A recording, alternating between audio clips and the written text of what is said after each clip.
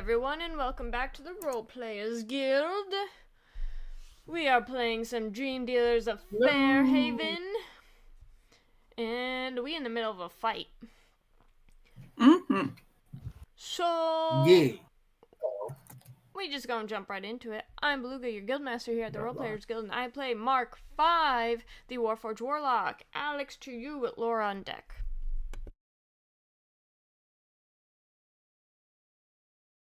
Laura on deck class. That's it. Laura. Hi, my name's Laura. I play Gilzaf, and I'm a dummy dumb.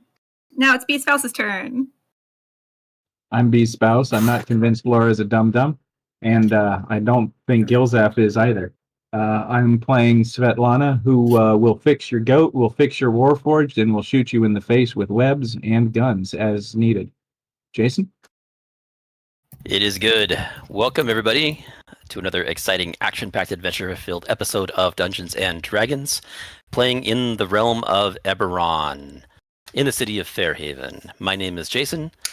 I'll be your guide to the light. And tonight, you brave and perhaps foolish adventurers have found yourselves in the middle of a fight, as was mentioned earlier, where a single casting of the spell called Web has thus far subdued your enemies and made them almost utterly useless against you all. We are in the middle of combat. We'll dive into it right away. Beginning with, we are at, whose turn was it last? Did we play through Mark 5's turn last, right? Sorry, I was muted. I do believe we played remember. through Mark's 5 turn. Okay. So, we're good. All right, I'll tell you what. Let's start fresh at the top of the order, and we'll bring the turn order back to Svetlana. Go ahead and begin with that. Svetlana's easy. She's boring. She's just going to shoot people, and then Goat's going to headbutt them. So You got it. I think we're starting with this fella right here. Be right back, actually. I'm going to assume both those hit because they're higher than a 15. Yeah, they're pretty high. Those hit. So that's a total of 22 across. Okay, and that's your hand cannon that you picked up from Gorman Utali, right? No, the hand cannon is her hand crossbow. The gun is the dragon gun. She hasn't attuned to that yet, and therefore she hasn't infused it, so right. She has not switched over to melting faces with fire. Alrighty. Rude. All right, firing 2 bolts with your hand crossbow. They whistle through the air and find your target true. They lodge in the torso. Poke and poke, taking 22 points of damage. It is good. What comes next? The old goat. So it's the 1, 2, 3, where the 3 is goat doing that. For 4 force damage. Alrighty. Attack 22, taking 4 points. Alright, so that one's not looking great. And that's all we got. Okie doke. Alright, we'll pass the turn to Mark 5. Okay. Okay, now. Probably just doing some more Eldritch Blasts. I'm forgetting the button. Yeah, there we go. If all else fails, Eldritch Blast. Alright, so Yeah. these are at advantage. Who am I Eldritch Blasting? I'll Eldritch Blast Not it. guy in the face. Alrighty. Sorry, not guy. My brain is melting. Sorry. Yes. That's a 17 on the dice. Okay. 17 is a hit. And a 16 on the dice. Alright, So good. 16 hits as well. So those are high numbers.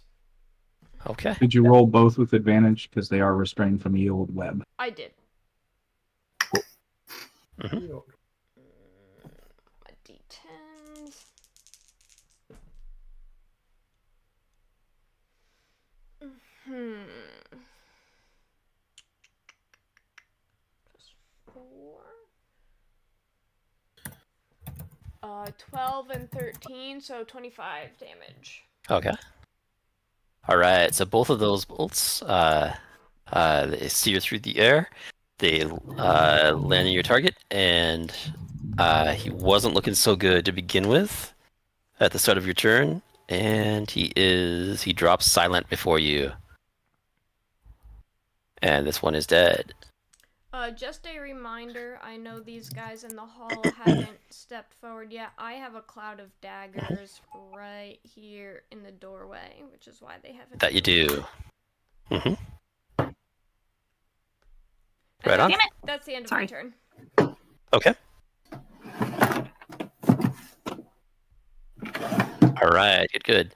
We'll pass to this one. Let's see. He's going to see if he can actually score a hit once again. Let's see. Does a 19 hit you, Zylek? It does. There we go. Okay. I've got to read out what actually happens because I haven't actually scored a hit in this game in this I was just just yet. asking about that. Yeah. Why would you all right ask then. about it? Now it's going to happen all the time. Right. All right. 17 points bludgeoning damage. And Damn. that's it right now. It lashes out with just what looks like this ghostly tentacle. It goes through and just smashes across your flesh, searing and tearing. 17 points, bludgeoning.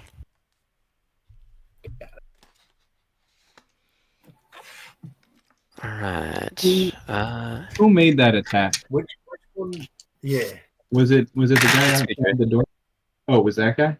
Yeah. It's got one more attack. He's And making these let's at see, disadvantage, isn't he? Or no? He should is. be. Yeah, these are at disadvantage. Okay. Wait, this that guy one. here, was it a melee attack? It was a melee attack. He can't reach. It would Well, be. with reach. Sorry. To hit is 30 feet. It hits, yeah. Oh. Okay. Uh-huh. Wow, 30-foot reach for melee. That's Richie boy. He's got those like tentacle arms, right? It's a big long that's tentacle. Right, that's Oh right. yeah, I forgot about that. It's a ghostly tentacle that reaches forth. Cool. There you go. And then let's see. All right, it has one more attack. It latches out with a second one, but that one you're able to evade. All right. And let's see. And these two, they're just kind of hanging back right now. They're just observing, it looks like. All right.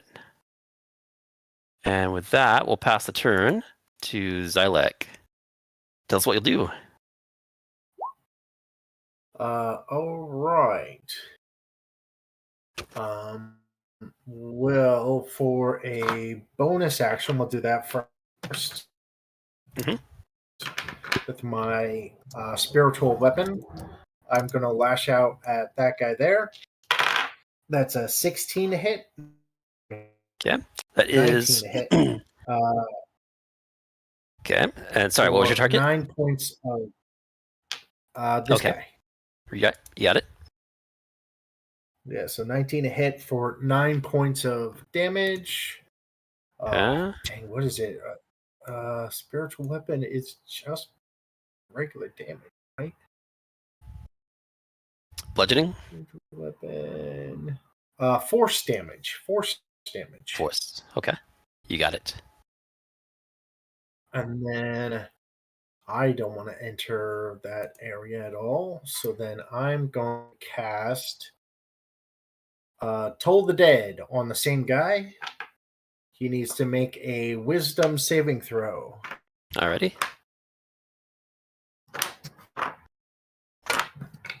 DC 16. Okay. So that's a 13. He fails. Right. He fails. Going to take 2 men. That's 12 points of necrotic damage. All right. It's good.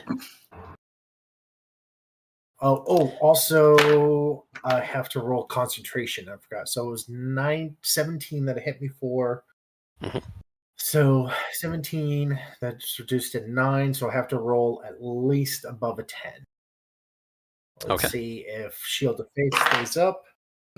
Ooh, this might be cutting it. Oh, crap. Shield of Faith is down. I lost my concentration. Okay. So The goat's AC is has been reduced. updated. All right, perfect. Shut. Okay, that is my turn. Okay. Alrighty, it is good. Let's see. Okay, so we'll pass the turn to Gilzaf. So, that guy that I was throwing pies at is kind of dead now, and I think this other guy is out of range of a throw because I think that's a 20 meter or 20 feet, 20 foot range, if I'm not mistaken. You can So, move 5 feet. About 25 feet. if I get up off the counter, I'd have to throw a pie above my head. You can sit on goat. So that's what I was going to ask. If I could go over and stand on the goat, can I do that? Am I allowed? The goat considers you an ally, so long as the DM will allow it, you are a small creature, and goat is a medium-sized creature.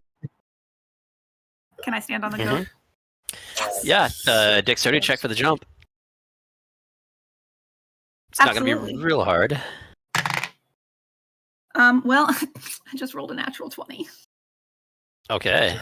Yeah, that was a very athletic jump and like a dual flip in the 4. air with some gymnastics. I did grab Nice a pie before the pie that I had. Okay. There you go. Did you momentarily let go put myself in the pie doorway while you flipped? Yeah, like you know how you like you toss up the in the Princess Bride where I believe it's Wesley. It's either Wesley or Inigo Montoya like throws their sword. Yeah. And then does the spins on the thing, and then they come and they catch the sword. Yep. That. It's good. But with a pie. It is good. Yeah. And a goat. I'm putting myself in this doorway. I am not left-handed. Exactly. Wow. Except I am. I'm putting myself in the doorway just so Scott still can see the goat. But I am on the goat. Okay. And then can I make, since I'm standing on the goat, make a melee attack with the pie? You can. Cool. It's still an improvised weapon. But I would be using I would still be using my strength either way because it's an improvised weapon. Okay. Okay. So I probably did not hit. RIP. It's a 1. It's not a 1 because I rolled a 2, but it's a 1. Okay. It's a dirty 1. Wait, actually... You rolled with advantage on it even? I didn't roll with advantage. I was like, wait a minute. And I'm still concentrating on my precognitive hunch, which means that I roll another d4 to add to the... Okay. Okay, that time I rolled a 16, so it's a 15 plus 18. Well, that's much better than a 1. Thanks there for that. Go. That's better. Okay. That was about to be a very theatrical pie to the face. To my face, because... Right.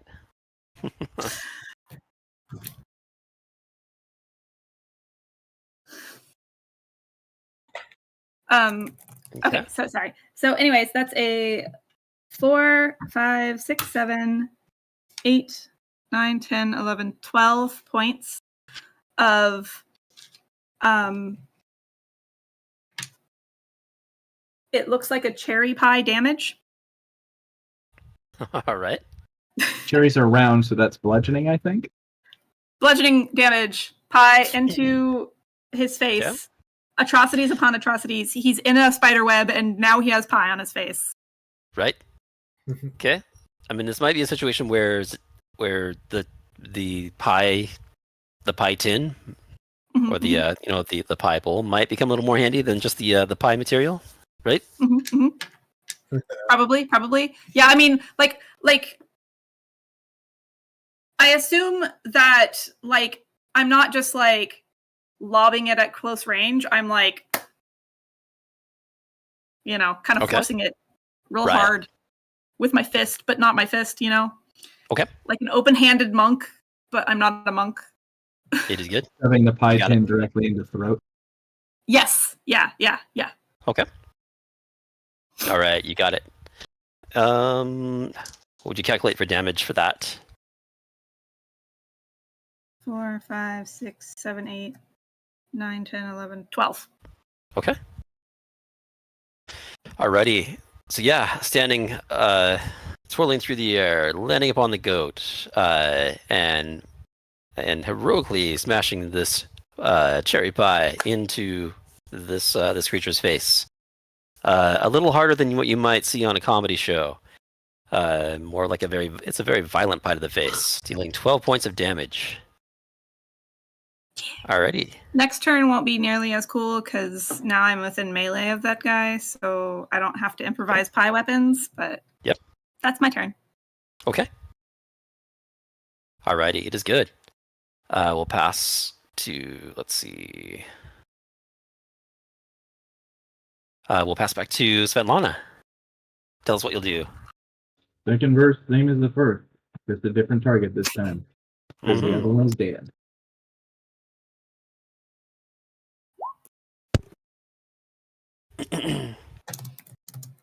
Except this round it's 24 damage. Okay. And then the goat special.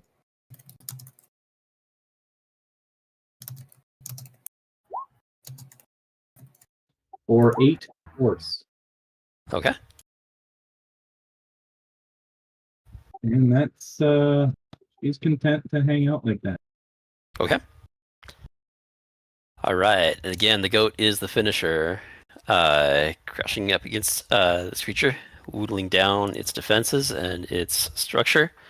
As the goat strikes it, this creature dies. It doubles over and kind of falls into the webbing, and again, you see this phantom personage appear from its frame as it dies. Let's see. There we go. All right. As the last one within the web falls, this one kind of gazes into the room. They kind of look at each other, and then this one makes some kind of like a gesture with their hands, kind of bringing them together, and then kind of blowing into their hands, and then bringing them apart. And as that happens, you hear a thud coming from the bedroom where Mayweather was standing, and then these two just book it. They take off running. I promised her we would protect her. Well, as soon as they start running, Svetlana is going to end concentration on the old web. I end concentration on the cloud of daggers. Okay. I'm gonna, on the goat, turn around and look through what I hope I didn't shut behind me. I might have. The door, if I did, I'll open it. Okay. To see what's happening in there. Mm-hmm. And then Mayweather Westland is collapsed on the floor, lifeless. Oh no. I know nothing about y'all meat bags and your healthy bits. So I'm going to alert y'all to that. I'll jump off of the goat. Run over and try to see like exactly what had happened with either with like a medicine check or arcana or something. Okay. Yeah, you can do a medicine check. Exactly. Went on with her. Okay. As I kneel down to examine, I will also cast Bless on myself. No, not bless. Okay. Guidance. Okay. Okay, not bad. That's going to be 24, 28 Okay. for medicine. Alrighty. Good. A super faint pulse. She's alive. She's completely unconscious. That's about what you can tell so far. There doesn't appear to be any physical wounds or anything like that on her body. She's just kind of stuck in almost like a coma. Uh-oh.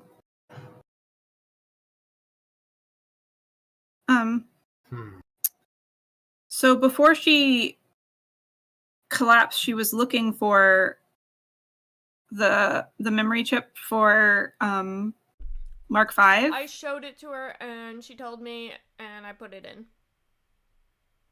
And then I got a bunch of vision thingies. Right. And that's what she was looking for around her room. Yes, you are correct. Yes. Yep.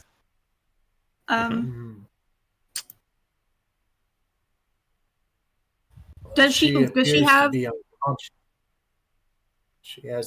She hasn't left the mortal realm just yet. Well, this is good. Does she have a Lucidia stone in her room? She probably doesn't. Yeah, not that you can see. Yeah, she probably got rid of all those when she found out what was going on. Yeah. But apparently they, someone had a hold on her. It almost seems like whatever happens to the body after using Lucidia Stone. Yeah. Your body kind of holds on to that stuff apparently. Grow. Mm-hmm. Can I try waking her up, like either like shaking her shoulders or pumping some health points into her? Health points. Yep. Hit points. Yeah, as far as you can tell, she hasn't taken any damage. But you never know what may or may not work. Oh, I also dropped my form of dread, by the way. The oil has stopped leaking. Don't I have? I leave the pie shatterings around the apartment. This isn't my apartment. Somebody else can clean that up. Okay. Question for the DM: are these doors into something else? They are. Alright, I'm gonna start looking. Okay. Svetlana is right behind you. All right. She's unconscious. Let's snoop. The goat is keeping an eye on her with his eyelight. I'm a robot. Right. I don't know anything about these humans. Look around for anything else that's important. Okay. Yeah, you bet. Guys, pop that door open. As a rogue, I'm gonna let you know in on a little secret. Always look in the room that the person is in when the person is unconscious. We already looked in the room, though, I think. She did. We didn't really. We did not snoop in that chest. Or in the We back. didn't snoop into this chest that I'm about to snoop into. That's right. I mean, you can explore the other rooms. Yes, absolutely. Do that. Yes, great. But always take the opportunity if the person is unconscious to snoop where they are. I'm gonna start reaching in my bag and start pulling a bunch of different herbs and what appear to be random leaves and dirt and such, and I start making a poultice and I smear it across her forehead and cast Lesser Restoration. Okay. To see if that'll break her from her. Okay. All right. So performing that I guess basically like your medicine checks and casting Lesser Restoration, all these things kind of seem to bring benefit to her physical form. You get the sense that she's kind of someplace else, maybe in some kind of a dreamlike state. She appears to be in a coma. Their body appears to be perfectly healthy. I'm going to call back from where I am. Absolutely, definitely checking to see if this chest is locked. And say something along the lines of don't you guys find it more comfortable on beds? Implying Should put her on the bed. I was actually just about to write that in the chat that I was going to pick her up and carry her to put her on the bed. We've got mind link. So Right. her physical form seems to be perfectly healthy, but her mind is gone. She seems to be catatonic. I'm not sure what those soldiers had done, but they definitely rendered her unconscious. Okay. Like her mind's been downloaded somewhere else? I guess you can say that. I'm not quite sure if download is the right terminology, but it's just, well, what do they say? The tribe is occupied, but the fire isn't lit. I don't think I know that one. Uh, But I believe you. Okay. I'm gonna go back Moving to her to the bed? unlocking this chest. Yeah, I'll just pick her up and place her on the bed. Okay. Alrighty, Gilzaf, the chest is locked. It Not won't for be for long. long. Right. I am. This is a skill check, not an ability check. Okay. Is 26. Does Okay. a 26 unlock the chest? It sure does. It's pretty easy to lock. Picking through there and wrecking those mechanisms, you find the clicks and find the gears. Popping it open, you Even with find sticky pie fingers. right. What Right do I on. find? You find a couple things. It looks like some old clothes. A couple of issues of Politics Weekly by one of the local printing presses. You find a what looks like a graduation robe from Arcanics, and you find a tiny sculpture of an owlbear made from obsidian. I'm pocketing that. That sounds Mhm. fascinating. Right. When I pocket it, does it appear magical in the slightest? I cannot detect magic, nor am I magical. Okay. Yeah, not that you can tell. It's just like it's a little sculpture of an owlbear. Little figurine. I love that. I'm gonna pocket it. made of fine obsidian. I will also really quickly flip through the magazines to see how old they are and if there's any interesting tidbits that I might need to just jot down in my little journal. But not like I'm not reading any of the articles. That's boring. Okay. Yeah, no problem. You do actually come across one spot. It looks like in a couple of these issues. In one issue, there's an article that seems to feature a young Mayweather Westloon. Talking about some of her findings and some of the things that she's been teaching. She's just kind of been granted whatever the equivalent of she's just kind of been granted like a new position or whatever. She's decided to run for Congress, all that stuff. It talks a little bit about her achievements, and which is kind of cool. She obviously kept this magazine for reasons for that reason. And then the other issue, it's just kind of frayed about. You don't really see. You can maybe look through it. You're not paying a huge amount of attention. Not really interested in the articles. Yeah.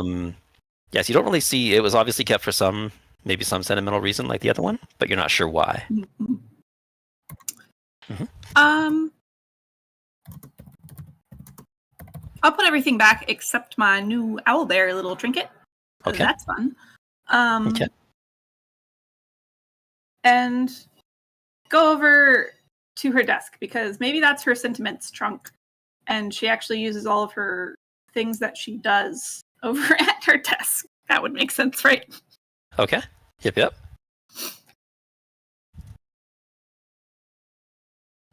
Okay. Just kind of going through the desk? Yeah. Okay. All right. So with that, looking on the desk, it's everything kind of seems in order. It looks like you just kind of see like some writing utensils, quills, pens, things like that. A copy of the Bedford Handbook, that stuff, and yeah, it all looks kind of in order there. Does her does it have drawers, or do I detect any? Do I see any hidden things? No. Do I feel like any of the drawers when I open them, or like cabinet thingies when I open them? Do I feel like any of them might be hiding anything, like a secret compartment? Not really. No, not that you can easily tell. I mean, you could take the desk apart and all that and whatnot, but you're pretty sure this is just kind of a normal desk. Cool. Yeah. Looking about the room, the only thing that kind of strikes you as being a little bit out of place is this massive mace that sits on this little mantle here. Oh, that's a maze. Yep. I'm gonna go over and explore that without picking it up, because it's probably like my size. Yeah. It just kind of doesn't really fit the decor. It doesn't seem to fit with. It doesn't seem like something that Mayweather Westland would have in her apartment. You would expect fine art. You would expect, I don't know, Pottery Barn stuff, I guess, right? And there's just this massive, mace sitting on this mantle, on top of this little cabinet thing in her room. Thinking about back to when we first heard the intruders coming in, because I was in the room with her still. Did she give any indication at that time that she was going to go for the mace? No, not really. She didn't really indicate it, or didn't glance at it or anything like that. I didn't get anything about, if someone's thinking about going for a weapon or whatever, their eyes might glance in the direction or whatever. He didn't catch any of that at all. I'm going to. Go ahead. I was going to say, I'm going to call someone over to help me look at this, because I don't know anything much about maces at all, so. Okay. Oh. Come look at this. I will make my way over, but between resting Mayweather on the bed and having Gilzaf inspect the room and such, I'm going to be focusing on ritually casting Detect Magic. Okay.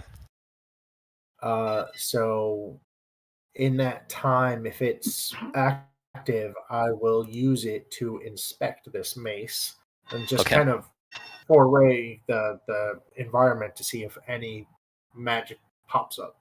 Okay. Yeah. So and again, low-level magic is all over the place, but you're able to kind of see where it kind of peaks the spectrum a little bit. There is something centered on this mace. There's something special about this mace. Right. I will focus on the mace. Let's see what it is.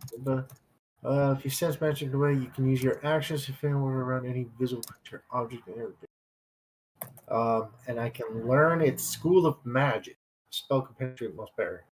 Okay. So I'll focus on the mace and see if I can on the type of magic that it's emitting. Okay. Let me know if I can assist you in any way, shape, or form. Right. You can. Well, we'll see. Okay. All right. So performing that. Performing that ritual. Looking to identify, detect, and figure out what this is. This is, the first thing that you notice when you pick it up and examine it really closely, you start to see kind of little markings and you kind of see its form, how it's kind of put together. It's kind of an odd material. It's it's like a metal kind of material, but it almost kind of reminds you, the aesthetic of it almost reminds you of a couple of Warforges, one of them whom you know. It reminds you a little bit of Mark V. It just kind of matches the aesthetic. It also reminds you a little bit of the Mark II unit that you found. in the basement of the textiles factory, almost like it just kind of came from the same make or the same, the same source of creation, you could say. That's the first thing that hits you. The second thing you're able to tell detectives what this mace actually does. And we know that Mayweather Westloon and Mark V, they knew each other, right? They worked together to try and thwart what was happening in the city of Fairhaven, trying to thwart these dream dwellers, whoever they were, right? So this may have been a weapon that was given to Mayweather, perhaps by Mark V, or perhaps by another construct or another type of a creature of that caste. Hard to say. Let's see, and I'll leave it up to Mark V to know if they have any memory of this mace or not. I'll let you write that story. Mm-hmm. I would like to actually call the two of them, and Svetlana and Mark V. Okay. If they can come and speak with us for a moment. Okay. Yeah, but we were exploring the room first. We were probably exploring the room while you guys were exploring your room. Okay. Yeah, we can take a break and we can break from here. And we can shift the camera to Mark V and Svetlana, popping open the door there, right? Mm-hmm. Okay. Yeah, let me open that up real quick for you. The bathroom. Beautiful. Where all the magic happens. Kind of peering in, you can kind of see like what looks like, like a sink, a little like cabinet with some like what looks like some soaps and some cleaners inside of it. Just beyond, you have a shower curtain with a bathtub just beyond. Yeah. Yes.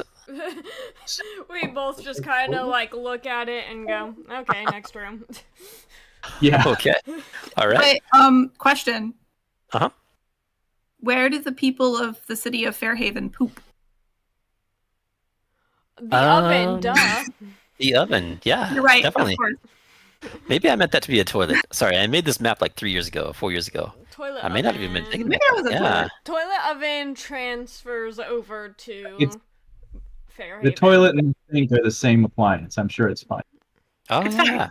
Yeah, and Like, it's also, city of Fairhaven, magic everywhere. Maybe they just poop anywhere and magic it away. Yeah. Maybe We so. will not be doing that. I will not be doing that either, but I'm a robot, so I don't poop. Right. Yeah, that would be an interesting role play. But we'll save that for another session, perhaps. All right. Yes, indeed. So maybe that was what I meant that to be. Maybe that was a toilet. I'm not sure. If not, if that's what I did, then where do you put the towels? So obviously this bathroom is incomplete. Mm-hmm. Yes, indeed. Okay. Having a look at the next room, I'll pop that door open, and this room appears to be a second bedroom. Let me reveal areas. Here we go. Like A lot so. of bedrooms. 2 small beds, and then two chests. I'll snoop one, you snoop the other. Yeah. All right. From afar, I hope they're not mimic vibes on Dio. Right. They shouldn't be. They're in a room, not a dungeon. Yep. Who knows, though? Who Okay. knows? She might have a pet mimic too. Right. Exactly. I do. Wouldn't. Okay. Svetlana popping open that chest.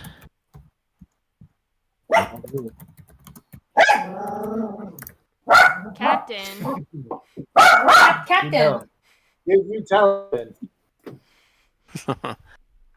All right. So yeah, going through that, you kind of see what looks like some old clothes. Some a couple of towels. It looks like this might have been like a guest bedroom at some point. Extra clothes to change into, perhaps. You find a small music box. Let's see. And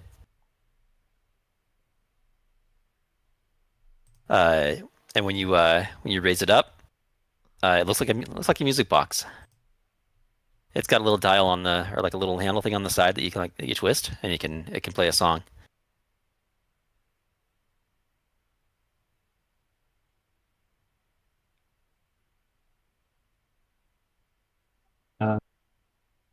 Does it seem magic, or is that an Arcana roll? It would be detect magic, but it looks like it could be. You never know.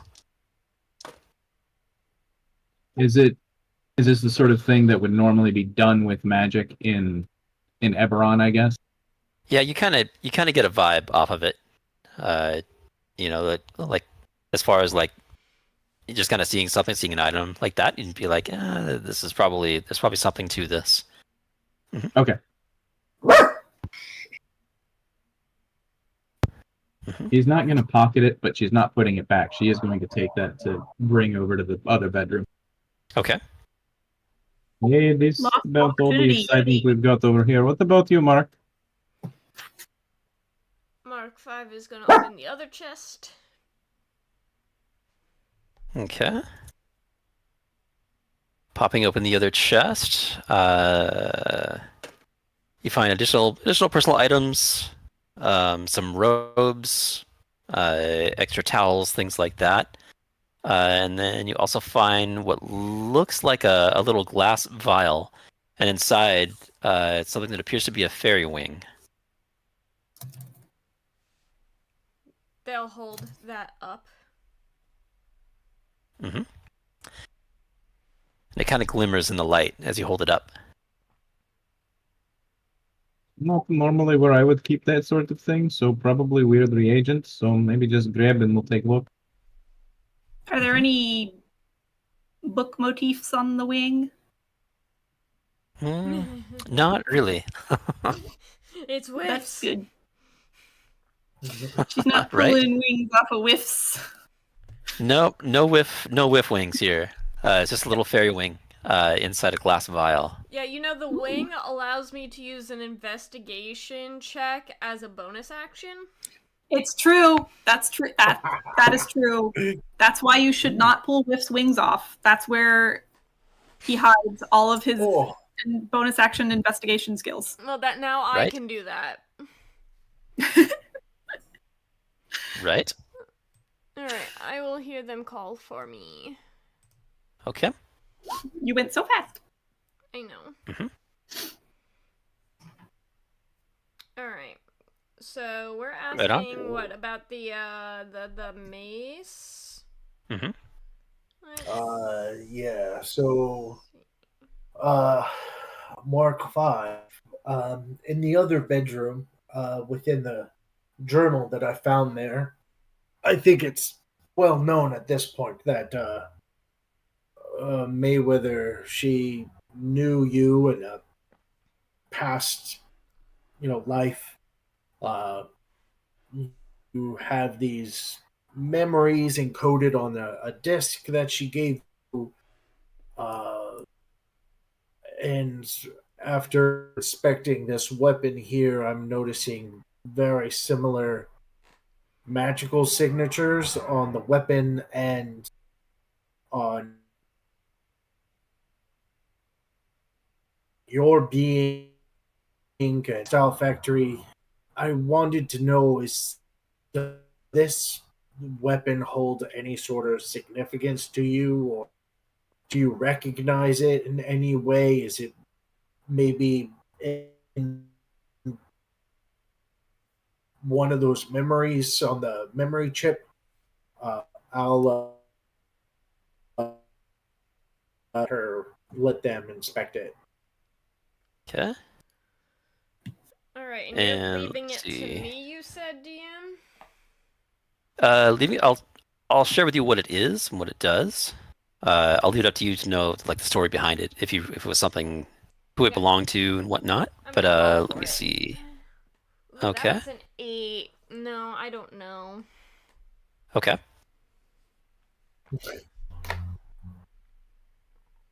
Okay. No knowledge of what it was or who it belonged to, anything like that? No. According to the dice, it's a no? Even if I did like a history check or an intelligence check, that would only make Okay. it a 9. Yeah, that's fine. Okay. So yeah, so it doesn't resonate with you at all. No memory of this mace, but you can tell undoubtedly it seems to come from the same, the same cast or the same, manufacturing or whatever, same creation as yourself, and other Warforged. That was my let's brother's see. left arm. Right? Could have been. I'm just saying, right? Mace 5. Mace 5. Right. Mace 5. That was the Let's see, failed Xylek. models. Yeah. Xylek, this comes to your mind off of what you off of casting the identify spell. You're able to kind of figure out what this is and what it does. I'll let you read that and share it with the group. Actually, the group can see it. But, So yeah.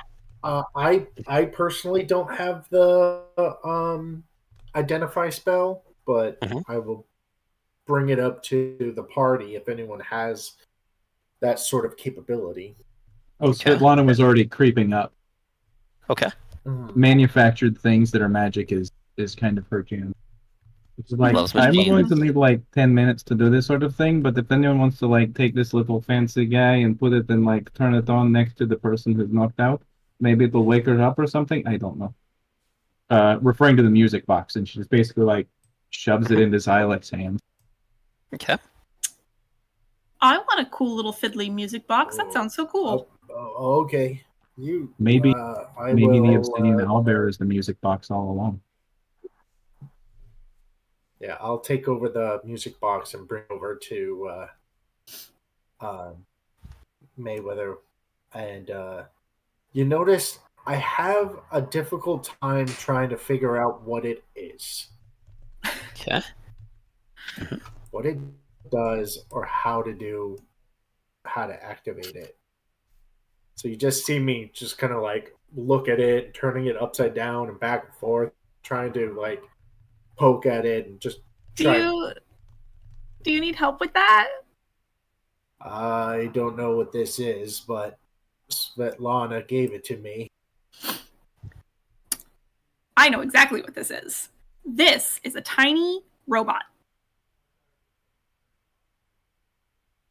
And it has one task. But you gotta wind it up, usually. I don't know. This one you might not have to wind up. Is this a wind up music box? It's a winding music box. It's the kind that just like it doesn't really wind up. It just like you like run the when you dial. wind it, it plays. Yeah. Mhm. I am going to do that. Okay. Just a little bit to like demonstrate to Xylek and then hand it back to him. Okay. Because I'm not doing your job. Sorry. Okay. All right. So you immediately become aware. Let's see. Where are you? Oh, sorry. Okay. Right there. Okay.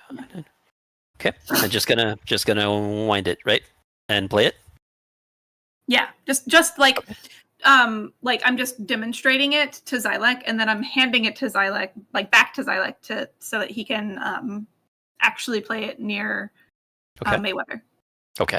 So as you begin to wind it, you begin to hear a song within your head. And everybody else kind of hears the same song as well. It's just kind of like it's kind of an annoying song, kind of repetitive, the kind that just kind of gets stuck in your head. This is the song that never ends. Oh, no, why would you do that? But something else is happening. Gilzaf, you realize that this is having some kind of a magical effect on each of your companions in this in the room. Everyone's starting to feel a little bit sleepy, actually. Uh-oh. That is the opposite of the correct way. Right? I don't feel sleep. Like, I don't go to sleep, so, like... Yeah, actually, Xylek... Yeah, Mark 5 and Gilzaf, you don't feel a thing, but you do notice this is having an effect on everybody else. Except the goat. Also, the goat. The goat is also not. So yeah, essentially, Xylek and Svetlana both looking a little heavy-eyed, a little sleepy. And you can react with that. You can tell this is having an effect, and you obviously have a choice. You can keep winding it, or you can quickly stop. Right? I'm gonna quickly stop and if there was a lid, would you mind, Captain? I'm trying to talk. If there was a lid or anything, shut it and Okay. kind of be like, actually, I don't think this will have the effect we want it to have. Yep. Quite Okay. the opposite. Yep. So this appears to be some kind of a magical music box that plays a very annoying song that gets stuck in everyone's head. And yeah. Sorry, what was that? What did you say?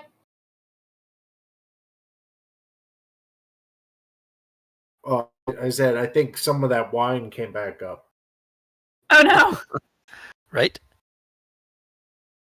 Yes, indeed. So yeah, so you, as soon as you stop winding the music box, the effect kind of seems to cease a bit.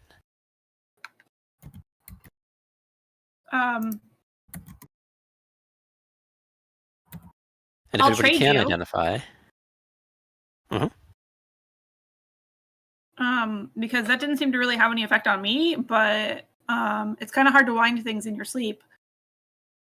Do you want this cute little statue of an owl bear I found for this music box, Xylek?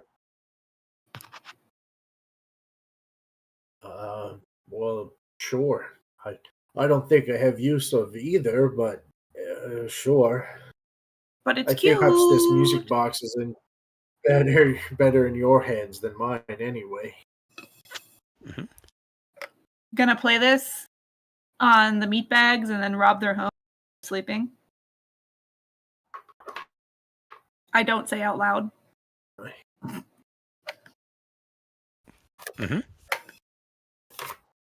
Okay.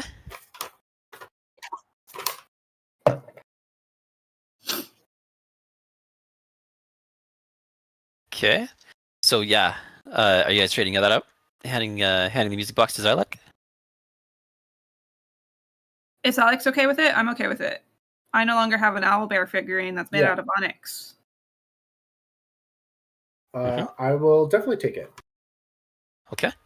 Great, Z's. You got it.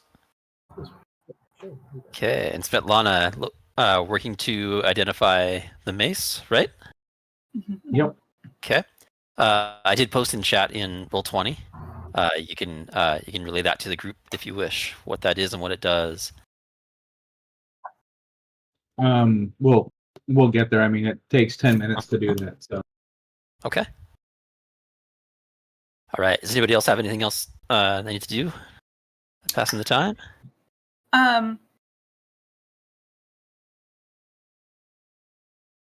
Svetlana's busy. Is there anywhere in this place we haven't explored yet? Like, technically, this isn't a room. Wait, we checked this closet here? We haven't checked the closet. And sorry if you did already and I missed it. I apologize. But did you guys look at this book? Xylek did. Yes. Yep. Yeah, I checked that last time. Oh, right. Okay, that was last time. Got it. That's what either you and your skull or Mark V with newfound language capabilities was supposed to be helping decipher, I think, among other things. Oh, yeah. No. This was a languages. different book. Oh, right. That was the diary that was written in a language as opposed to the other book. Yeah, that's like when we first learned that Mayweather and Mark V had some sort of like no relation with each other. And then she like pretty much appeared right afterwards and recognized Mark V from seeing them. Right. That's right. So yeah, there was that notebook that was found. You can take time. You can take time now to translate that if you like. And then this was just basically, it looked like some kind of a journal written by Mayweather. I'm down for reading that, but Mhm. I don't want to take away from B Spouse Okay. identifying things. So Okay. Right. Okay. Yeah, I mean, we can advance the time, and B Spouse and Svetlana can relay what you found there if you like. She will relay it. However, she will relay it the way she does, which is okay. So every now and then you can hit something really hard and make big sound that come out and hurts a lot. So it's not too bad. It's kind of fun. In fact, I would love to take it and hit a thing with it every now and then. But like, just saying. So like, if someone wants to hit something and make it go boom, that is a good thing for doing that. I just want you to know that I'm imagining Vinny I've been from noticing Atlantis. things. Oh, Right. yeah, nice.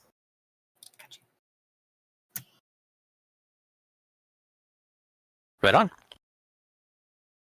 All right. So yeah, we can translate that notebook if you want.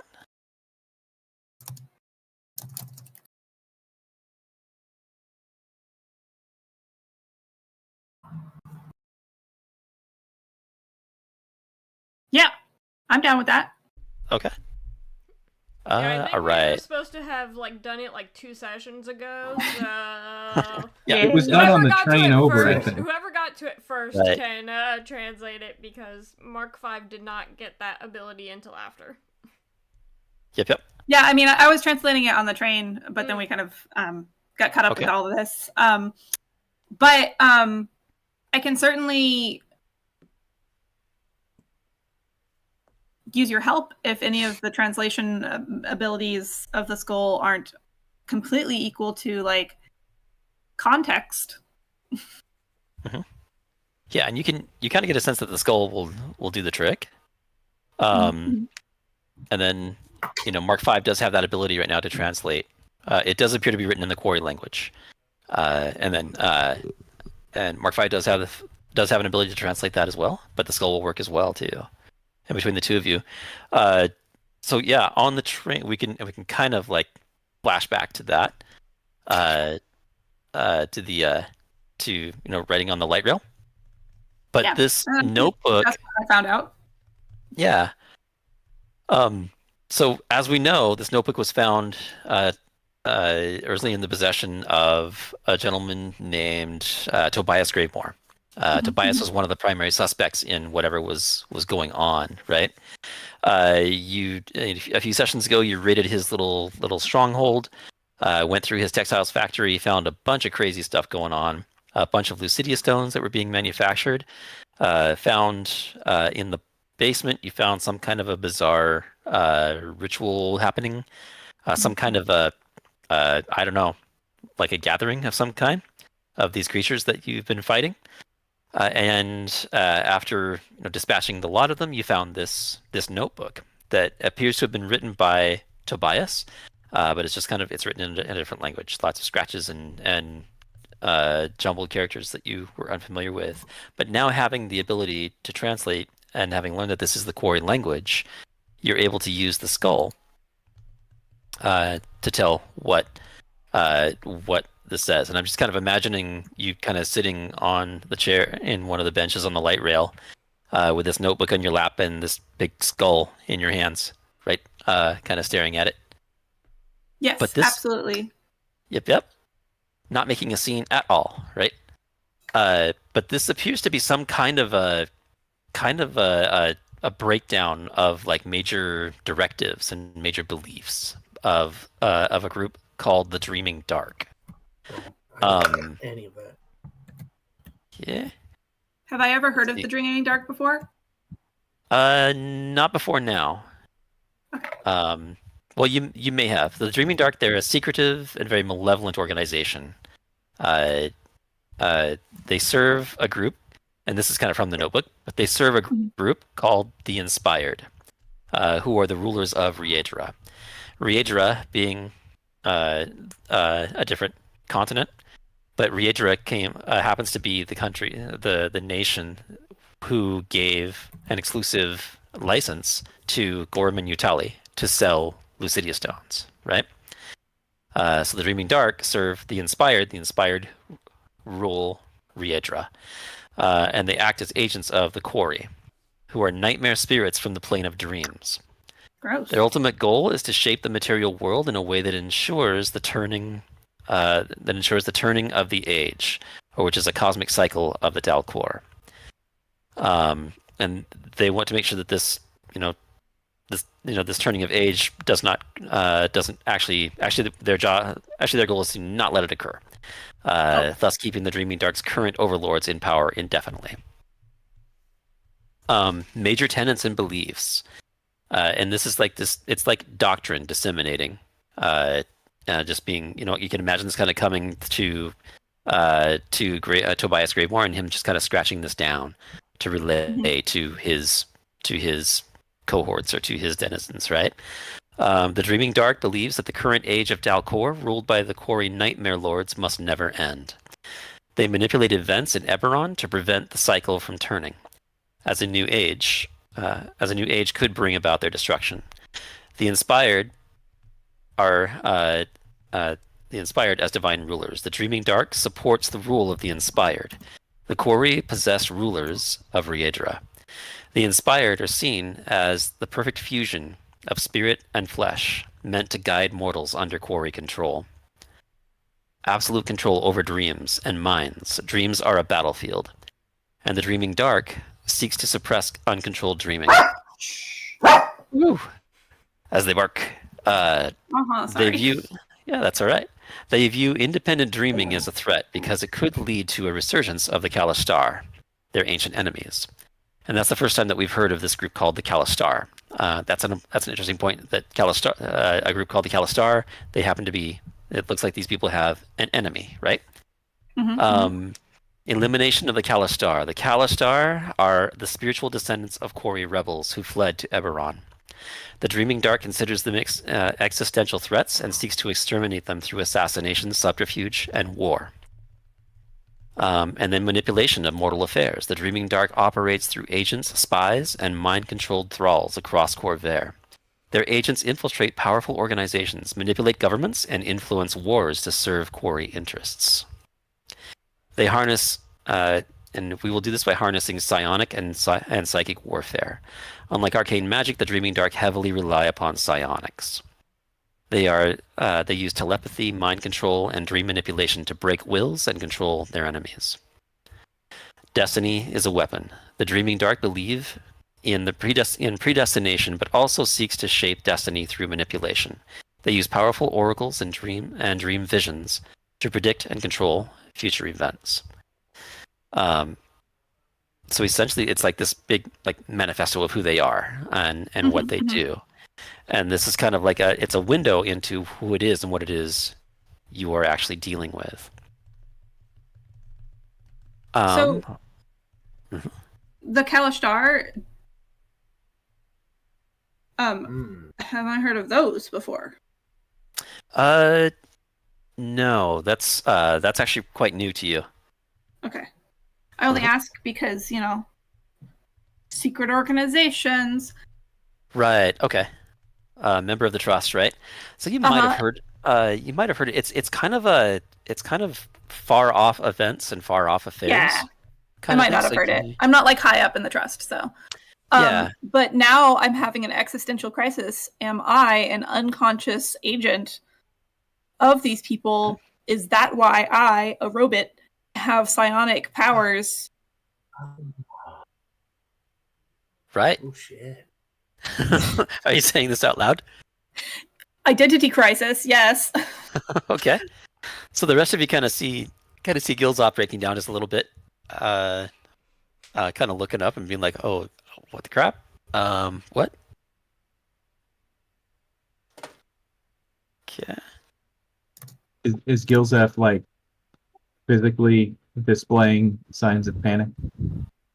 Not like. So you know how the Fox Mulder panic face? I don't know who that is. Ooh. You know how in I broke B spells. In Baldur's Gate 3, when Lae'zel is just describing to you what the parasite will do, and like turning you into a mind flayer, and it says that you can choose the option of repress your rising revulsion. That is what I look like. Mm-hmm. I don't think I've ever selected that option. Oh, well. So no, I don't know what that's like. Anyway, Fox Mulder, for those watching at home, is a main character of the X-Files. Mhm. That's a show. It's a show. It's from the 90s. You should watch it. I wasn't I don't old enough remember. to watch that Oh, kind of boy. television in the 90s. I don't remember Fox know. Mulder Yeah, ever the- looking deeply troubled. Gillian He was kind of, Anderson in it too. yeah, it did. Total babe. Yeah. What was his last name? Fox what? Mulder. Mulder. In the movie is when you saw his panic face, which is just his normal face. Yeah, he was. Yeah, that's why you said that. He was just kind of deadpan a little bit. I found a GIF. Yes. Excellent. Yep.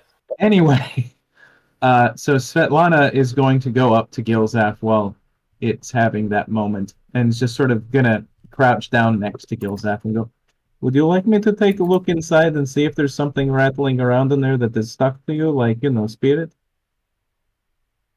Gilzaf is gonna shake a little bit and doesn't feel anything rattling. That literally. Maybe not right now.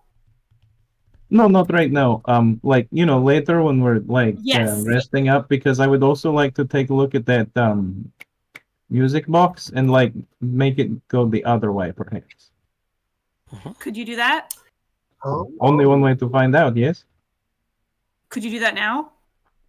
Well, I can look at it right now, but that's going to take time to work on. Oh. Do you want me to put it in my bag? I can put it in. We can Yes. put it in Goat's bag. I'm gonna put it in the goat's bag.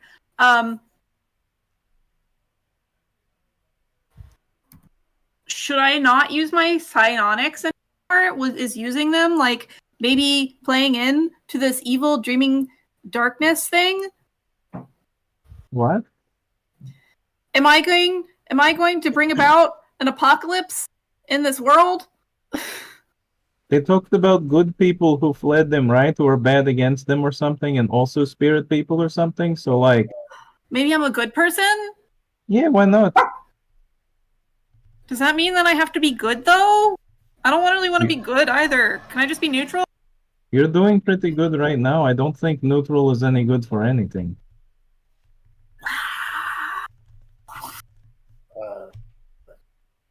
I don't know. I feel that the swamp in which I hail from was a pretty neutral environment. It was a kill or be killed kind of way of life, and we just kind of had to roll with it. Pretty That sounds like super cool if there weren't so many, nature, says the robot who lives in the city, and not the llama who would actually really just want to be in that swamp.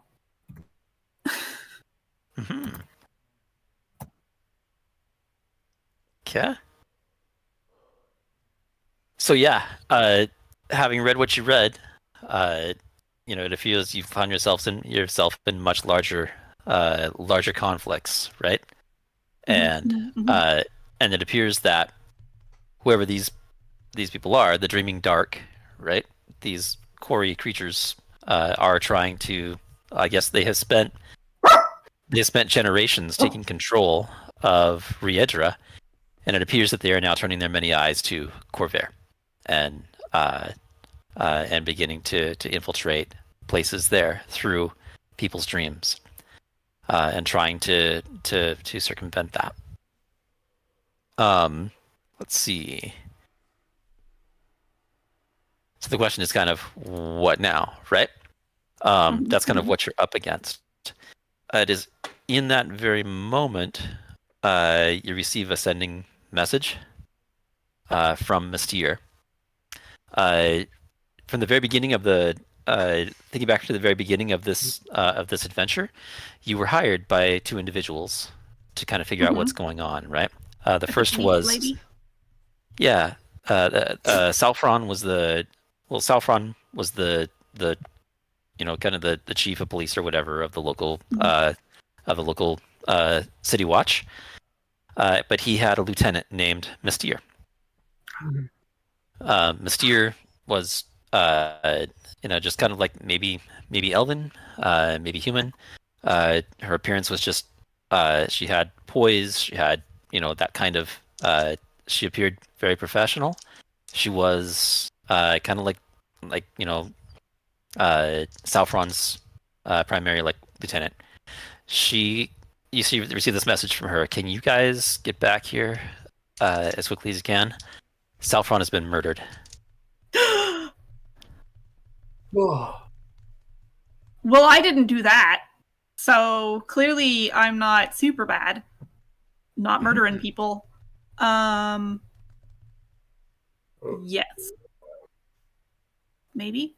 That's up to you guys. I mean, I vote yes. well, absolutely. At great haste, even. Was that a delayed gasp? Everyone went, and then Svetlana went. Mhm. Yeah, she had to check her notes. Yeah. Okay. She got it secondhand from Saf. It's true. Right? Yeah, I vote yes, but what about the unconscious lady? Should we tape a note to her door or something? And you can communicate with Mystere at the moment if you need to relay that. You say, yeah, sending usually lets you respond with a message Oh, too. that's correct? right. Yeah, because it's not a message, it's a sending. Yep. So we should send something back, a yes or no. But when we do, can we also send back that this lady is unconscious? I'm good with it. Send help. And needs a trusted overwatch, yes, from someone that Mysterious trusts and not someone who will murder her in her sleep, perhaps. Mhm. Yes, that. Okay. Like a medic, even. Oh, sure, but also like maybe guard too. I don't know. I'm not Yeah. a cop. Okay. According to the short sword, I have dealings.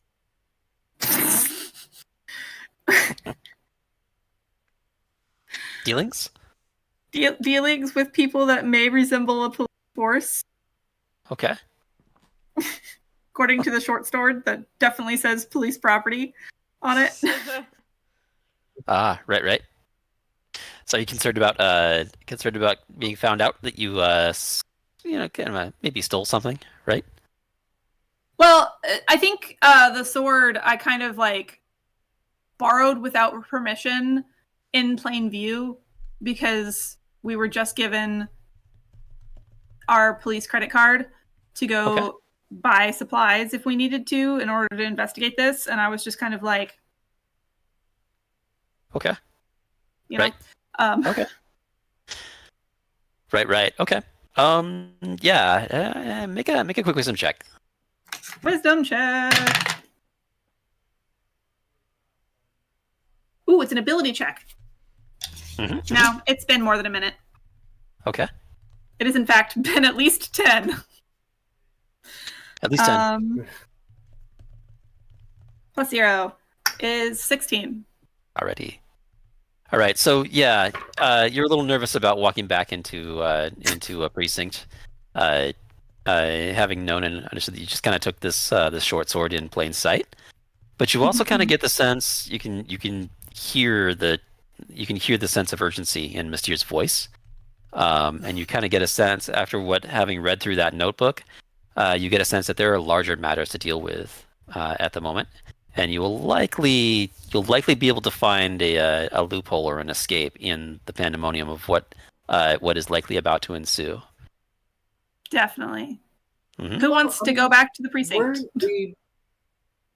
Weren't we permitted to take like equipment Yeah. and weapons before we left? You So, were, like, and you. I think they already gave us our blessings to. I mean, they certainly Like, didn't I'm stop using me their from walking out shield the door. and a mace that I took from them. Yeah, it's Yeah. kind of a big gray ball of Yeah. what ifs and maybes, because they did Well, say you can use whatever like, you need. If you have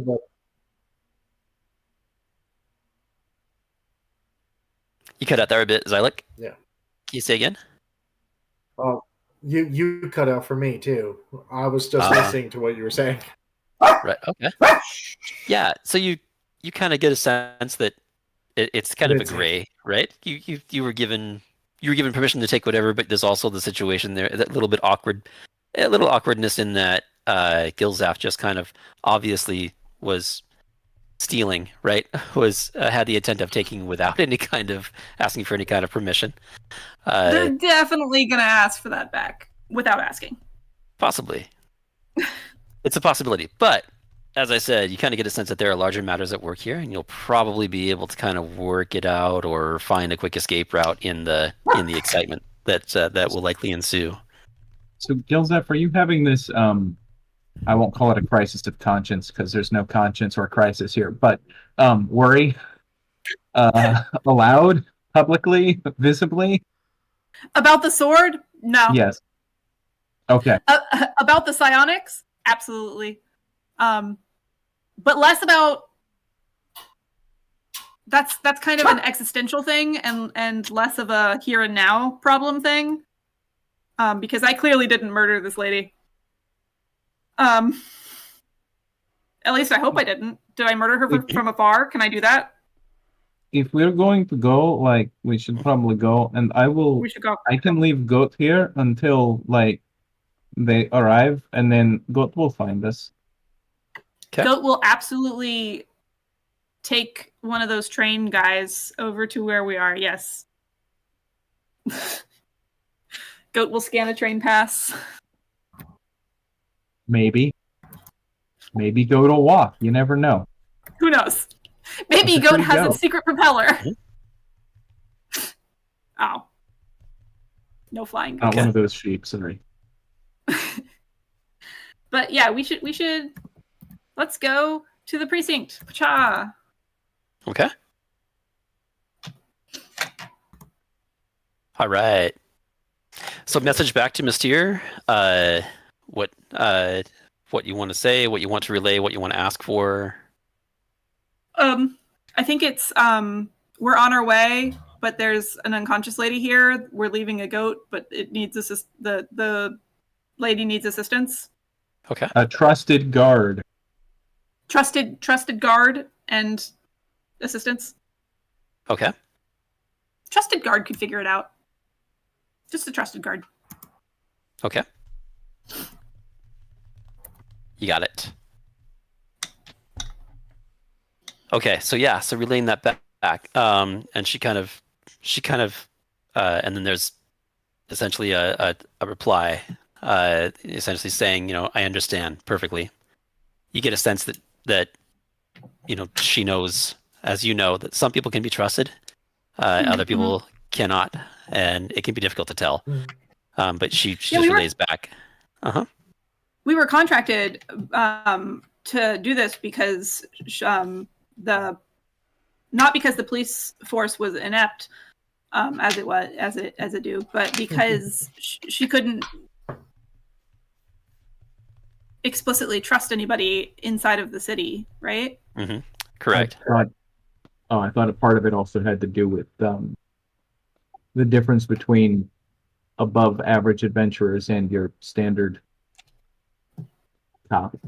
It did have something to do with that as well. It was, you know, part of it is they wanted to operate out, Southron, for whatever reason, wanted to operate outside of official channels, and now we kind of know why. And it was a situation where he needed somebody who was highly capable. Hence, y'all came on the scene. And he got us instead. And he got us. Right? Should have kept shopping.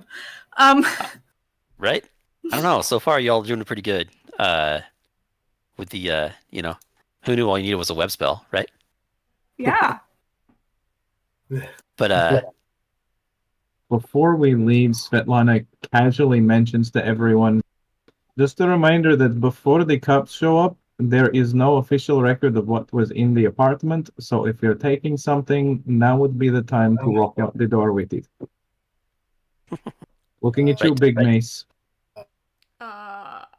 Mark 5 is going to walk to the bedroom and Take grab that the with me book. then. okay. Yes, that too. You got it. Okay. I so wish I ate because I would grab a pie. But not one of the ones with gross, like, dead person face in it. Oh, yeah. Right. That seems. I think with the imprint of an individual on the pie, right? Mm-hmm. Don't want that one. Right. Okay. Wasn't the food all All right. rotten in here? Oh yeah, it wasn't like completely rotten, but it was like left out.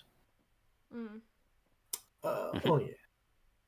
Yeah, it wasn't like the other guy's house. Yeah, but It was set for eating, but then someone had walked away from it. Yeah. Yeah, it had been prepared, but they had kind of left it out. It was kind of that situation, like when you have like a gathering or whatever, or you have like an early breakfast that just doesn't really get cleaned up because the day kind of ensues. It's just one of those times where there's no immediate need to clean up, so it just kind of like falls by the wayside, and then 6 hours later you're looking, it's like, oh yeah, we should probably clean this up, right? Yeah. So yeah, hopefully we all have those days. Hopefully I'm not the only one, right? No, I totally have those. Well, not here, Right? because I have a very tiny kitchen, but in general, yes. Right. Right on. All right. So grabbing everything you need. Got the mace. Got the music box. Yep. Got the obsidian statue. Got the and got the Mayweather Westloon's journals and notes and entries. Right. Mm-hmm. Which And were Xylex now owlbear statue. right.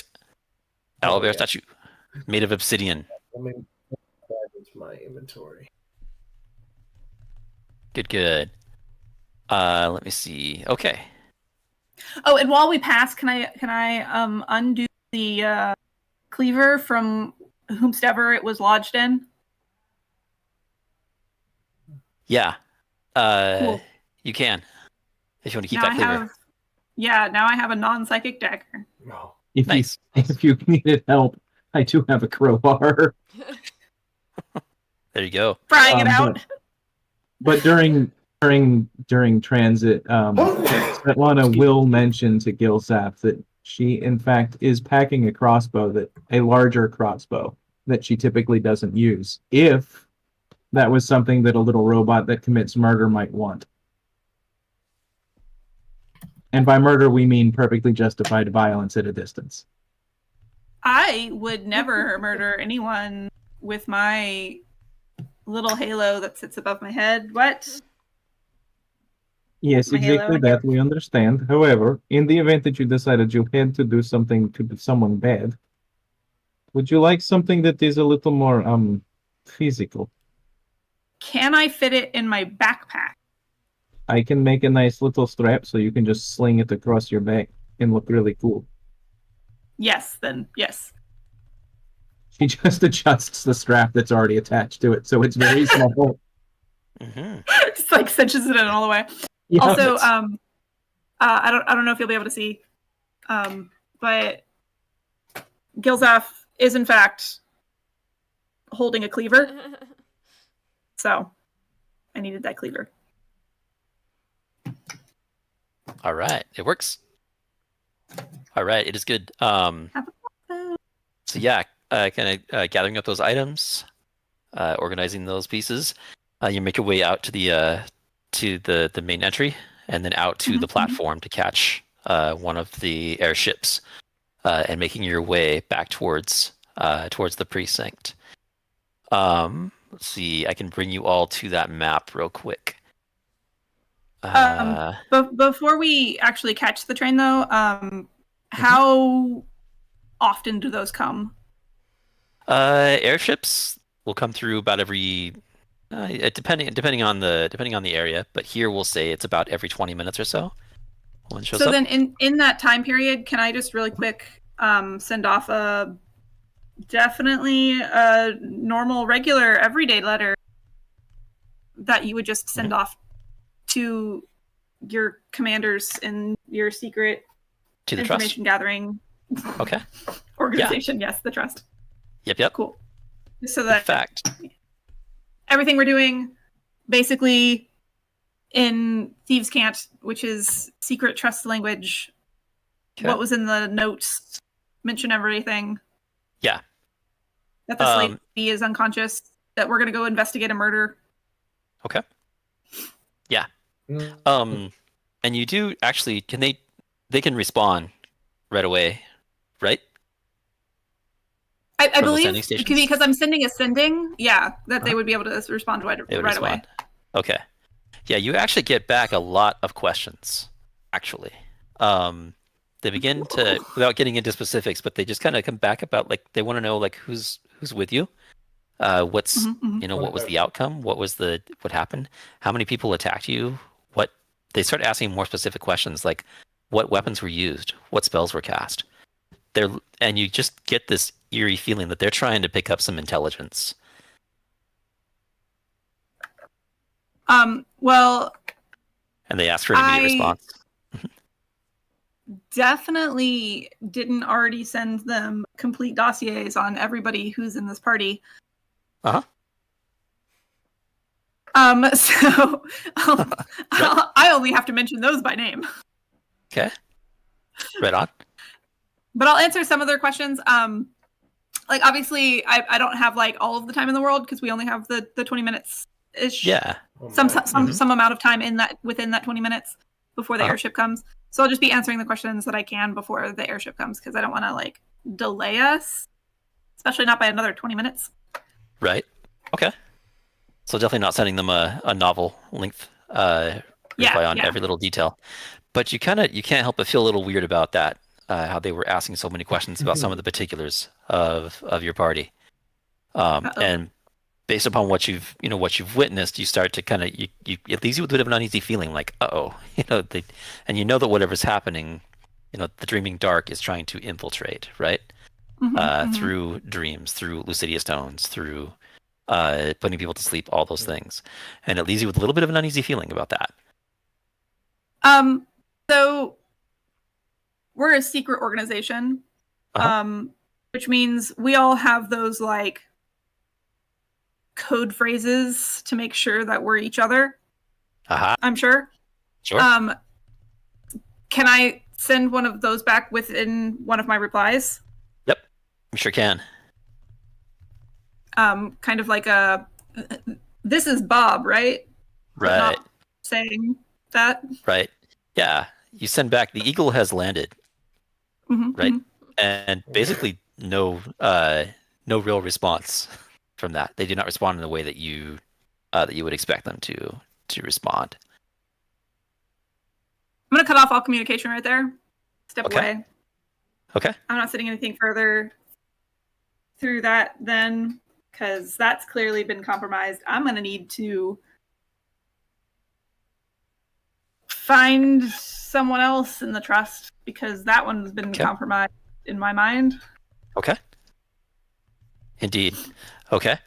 So yeah, and it just kind of leaves you a little bit of an easy feeling that suddenly you're going to have to work a little harder to find to kind of verify people that you can or contacts that you can trust, essentially.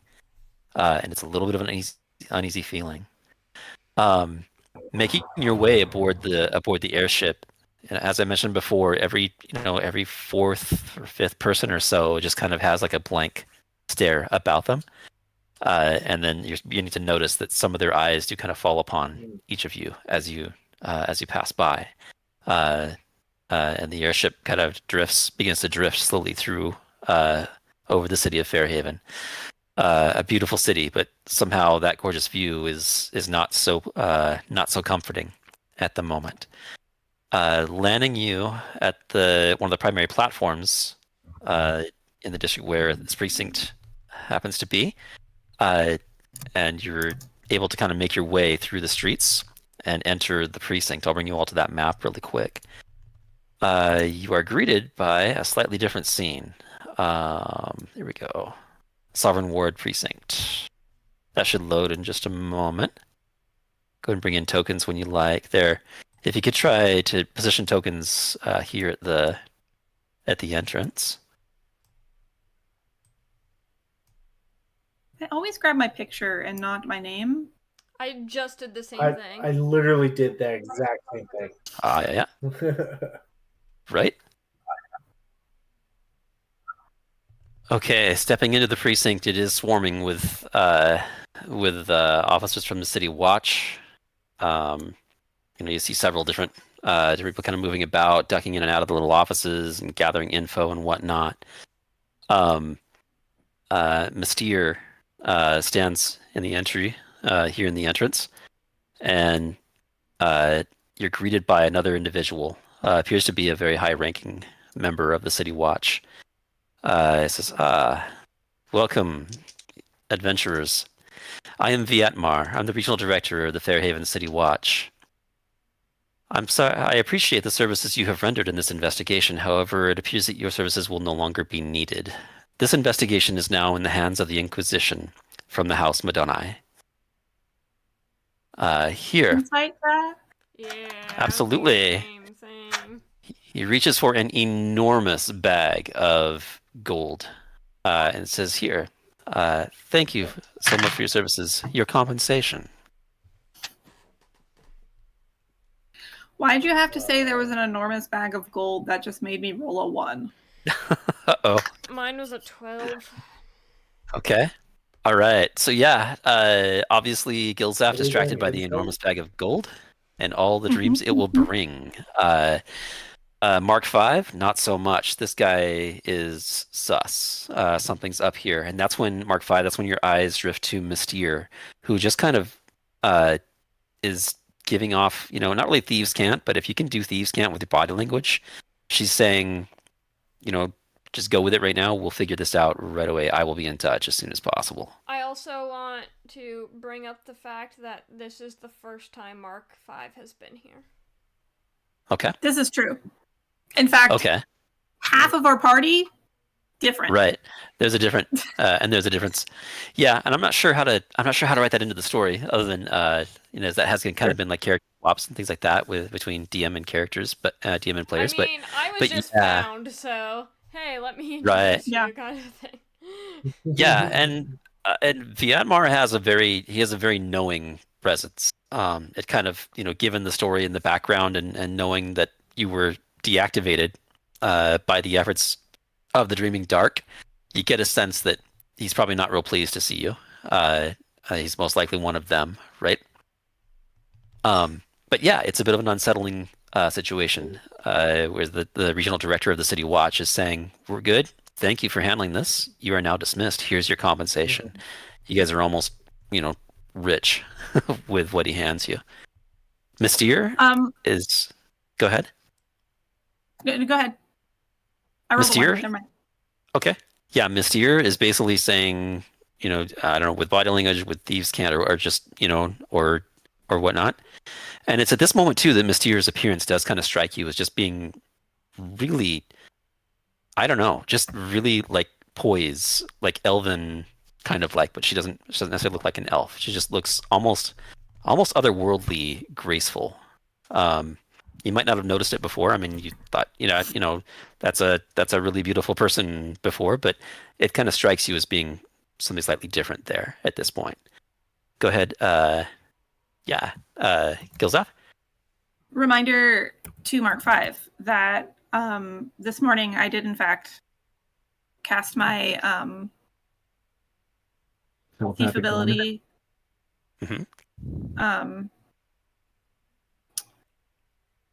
My psionic, what is it called? Like messaging? Psychic whispers. We do have a telepathic link. Okay. You can use it to message the rest of us. I'll just say, he seems suspicious. Okay. Mhm. I think Does Mystere was is the trying word to again? signal us, but I do not understand. I assume that our rogue in the party has thieves' cant. yes, I do. Can I? Is Yeah. there? You could, if you can get her to speak, you might be able to. If you can just kind of prompt conversation, it's not like anyone's, anyone's keeping anybody quiet or whatever. It's a Vietmar's being very cordial, but also trying to be very firm to get you guys out the door. Go ahead. I will loudly thank him. Seem very jovial and definitely I accept everything that you're saying. Woof, I'm so glad we're out of here because this job sucked. Thanks for the gold. All that kind of stuff out loud, jovially, but without actually saying specifically those words. But then also to Mystere, asking her, is there anywhere that we can drop off some of these, give back some of these weapons and items that we borrowed from the police force? I have a police issued short sword I might need to give back. Can you perhaps show us where we can take those things to? And in that speech, asking her where we should meet her. Yeah, absolutely. Yeah, so she relays an answer to your question, making arrangements for the equipment to be returned. Subtly between the lines, she says, "I will be in touch with you. I need to get out of range before I can communicate with you telepathically again." Can I insight that? Yeah, totally. I'm gonna use a different die because that one was rude AF. Mm-hmm. That is a 13 plus my insight ability, which is 6, so 19. Okay. Yeah. So she's basically she's a little worried about sending telepathic messages within the distance of either Vietmar, one of his advisors, somebody else in the room. She's a little worried about communicating telepathically, but she basically says, "I will be in touch with you ASAP." Okay. I am not going to relay that telepathically to the rest of the crew because if she's worried about it, I'm going to be worried about it. Right. But I feel like y'all have, with the exception of, I feel like Xylek has been around me long enough. Mm-hmm. Yeah. Perhaps Mark 5 a little bit. To pick up on non-telepathic subtle cues that I might give to the party. Mm-hmm. Exactly. Okay. Of let's get out now. We're gonna meet with her later. Okay. And you kind of all pick up on that. Gilzop's acting a little different than normal circumstances. Kind of saying, "Let's be on our way, guys. Let's head out. Let's go spend some money, eh?" With this big giant bag. You know what we can do? We can go to that one guy and buy all of his stuff now. Hey. I don't think there's enough money in this bag to buy all of his stuff now. I was going to say, I'm assuming it's the amount that we agreed on, but there's only one way to find out, and that's to count it. Right. We need to go count our gold.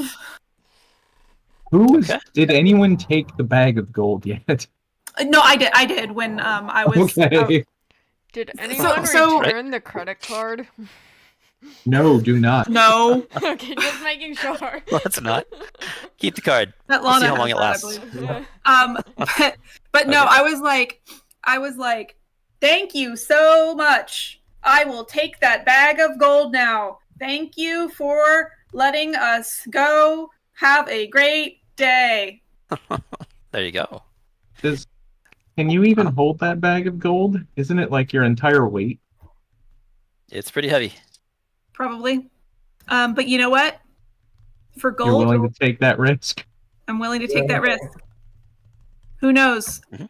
Maybe I'll roll with advantage to hold a bag of gold. You never know. All right. But yeah, able to kind of manage that out the door and figuring out what comes next. And we'll break here, close here for our session for tonight. Next week, we'll figure out this meeting with Mystere, how to regroup, and what comes next, and what you can do to thwart this awful threat that has come. Viatmar is actually obviously sus and obviously aligned with the Dreaming Dark, and Salfron's murder is obviously quite sus. All right. Let's go to the conference room and press the big red button to call a meeting. Right. Absolutely. Does anybody have any questions for me? Anything I can do for anyone before we close out the session? I think I am good. Just a quick question concerning the mace. What save is it for that half damage? Let's Just see. save these No. people. Right. Thunder is usually, I think, con, but it could be dex, depending. Yeah, we can say. Let's see. We can say Constitution. Okay. All right, cool. Yeah, DC 13 Constitution save. All Got right, it. cool. Yep. Awesome. All right, so if there's nothing else, I'll go ahead and we'll close out tonight. As always, so fun to game with you guys and with you all, and it is great. We'll hand the floor back to our gracious host, Beluga. Thank you, everyone, for joining tonight's episode of Dream Dealers of Fairhaven. We will be back next Wednesday, the 23rd, around 8:30 p.m. Eastern Time.